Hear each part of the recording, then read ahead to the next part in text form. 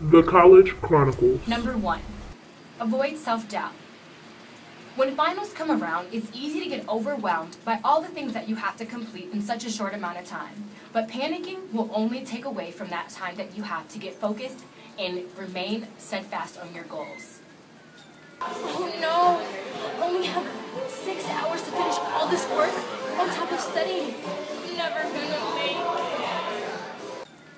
Number 2, sleep deprivation. Around this time, it's easy to forget that your body needs sleep, just like any other time. But this time, it's really crucial.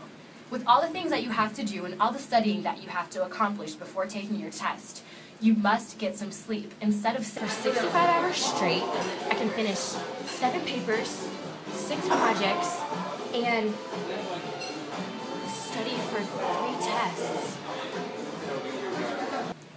Number 3, overconfidence. Sometimes when we're confident about the classes that we're taking, it's good, but it also can backfire when we think that we don't have to study at all.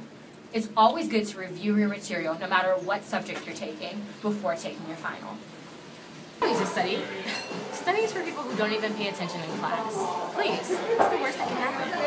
Number 4, caffeine overdose. We've all heard of the drinks Monster, Red Bull, and 5-Hour Energy. Now, as much as they may claim that they don't cause crash, believe me, they do.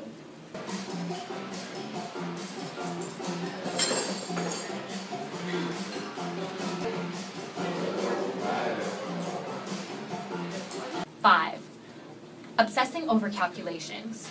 It's always good to have an idea of what score you might have in a class, but when it comes to trying to calculate what you have on what quizzes and tests that you have had previously in terms of projects and other assignments, it's best to just remain focused on obtaining your goal and putting as much effort into studying and being focused on that than trying to figure out how much you have to study in order to get the best grade that you want.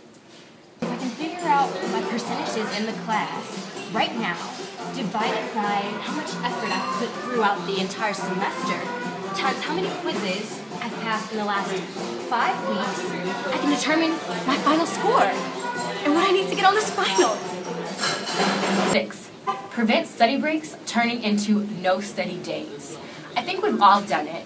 It's good to take breaks when you're studying for a long period of time, but know that when you take those breaks, it's easy to get sidetracked. But it's best if you're looking on Instagram or other social media to take a moment and then get right back to studying, because delays and taking longer will prevent you from concentrating.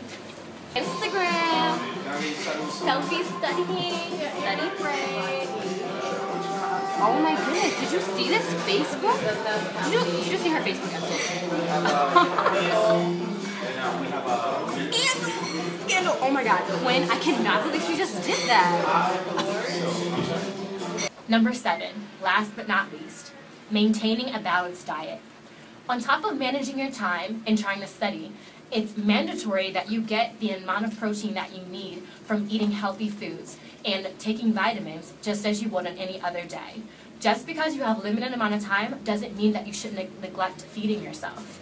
It's easiest to carry around protein bars when you're going to study, or making a big meal like spaghetti at the beginning of the week and then eating it throughout the rest of the week. Yum! Thanks so much for listening in.